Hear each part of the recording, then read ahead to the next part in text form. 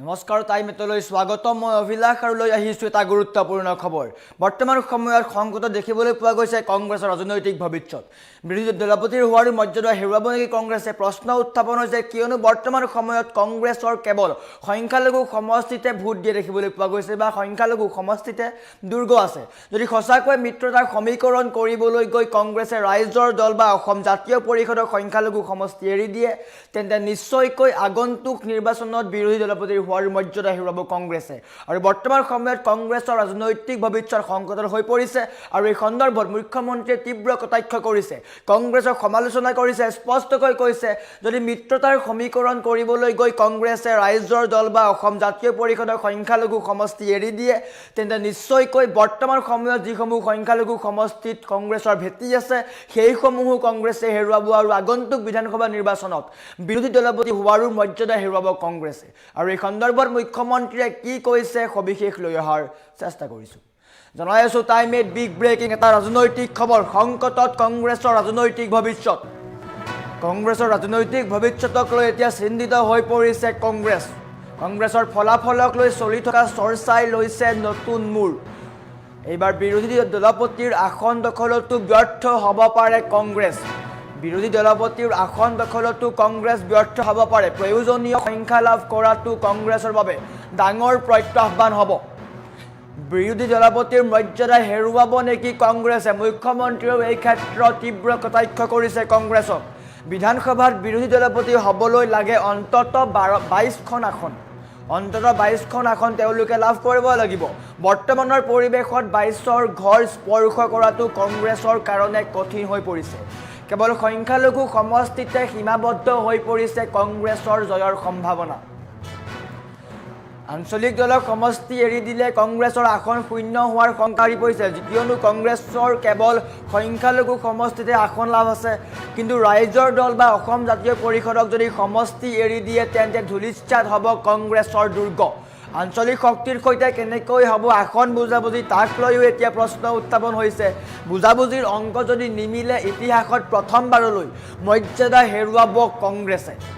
আৰু বিৰোধী দলপতিৰ সাংবিধানিক আসন হেৰুৱাৰ দিশে হাতৰ প্ৰতীক বা কংগ্ৰেছ দল আৰু ইয়াক লৈ মুখ্যমন্ত্ৰীয়ে তীব্ৰ কটাক্ষ কৰিছে কংগ্ৰেছৰ এই অস্বস্তিক লৈ মুখ্যমন্ত্ৰীয়ে তীব্ৰ কটাক্ষ কৰিছে স্পষ্টকৈ কৈছে বৰ্তমান সময়ত কংগ্ৰেছৰ ৰাজনৈতিক ভৱিষ্যত সংকটত কিয়নো কংগ্ৰেছ দলটো কেৱল সংখ্যালঘু সমষ্টিতে সীমাবদ্ধ হৈ পৰিছে তেওঁলোকৰ উজনি অসমৰ আসন তেওঁলোকে লাভ নকৰে কেৱল মাত্ৰ নামনি অসমৰ কেইটামান সংখ্যালঘু আসনত তেওঁলোক সীমাবদ্ধ হৈ পৰিছে যদি সেইকেইটা সমষ্টিও তেওঁলোকে মিত্ৰতাৰ অংক কৰিবলৈ গৈ বা মিত্ৰতাৰ সমীকৰণ কৰিবলৈ গৈ ৰাইজৰ দল বা অসম জাতীয় পৰিষদক এৰি দিয়ে তেন্তে নিশ্চয়কৈ সংখ্যালঘু সমষ্টিৰ দুৰ্গ তেওঁলোকে হেৰুৱাব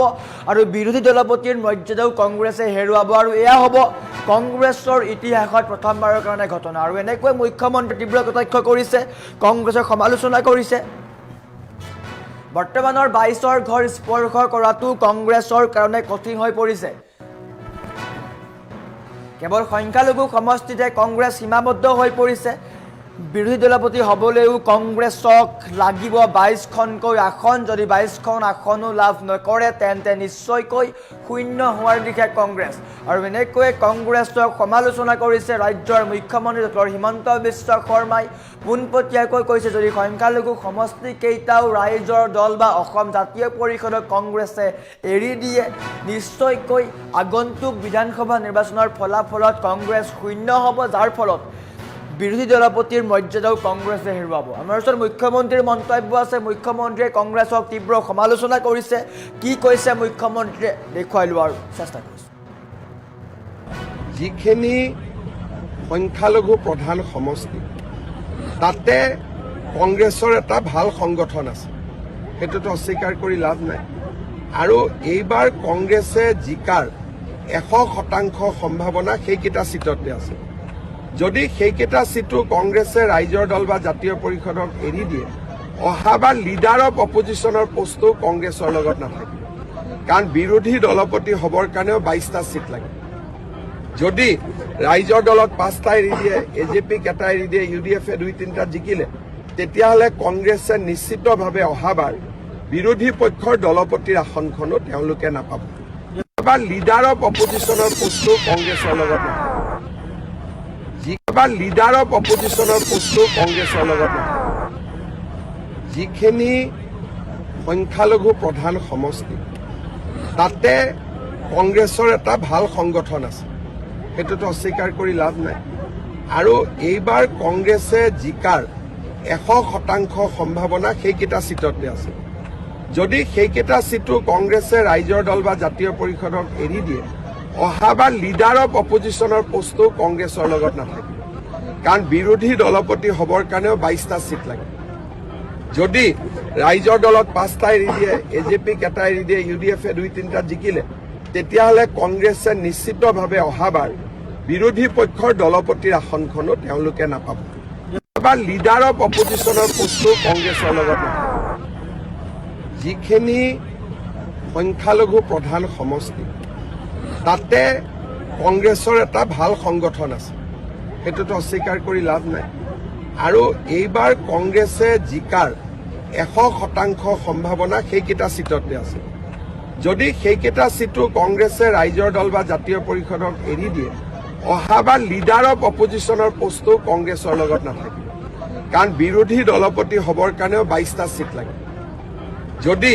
ৰাইজৰ দলত 5টা এৰি দিয়ে এজেপিক এটা এৰি দিয়ে ইউডিএফে 2-3টা জিকিলে তেতিয়াহ'লে কংগ্ৰেছে নিশ্চিতভাৱে অহাবাৰ বিৰোধী পক্ষৰ দলপতিৰ আসনখনো তেওঁলোকে নাপাব বা লিডাৰ অফ অপজিশ্যনৰ পোষ্টটো কংগ্ৰেছৰ লগত নাথাকে যিখিনি সংখ্যালঘু প্ৰধান সমষ্টি তাতে কংগ্ৰেছৰ এটা ভাল সংগঠন আছে সেইটোতো অস্বীকাৰ কৰি লাভ নাই আৰু এইবাৰ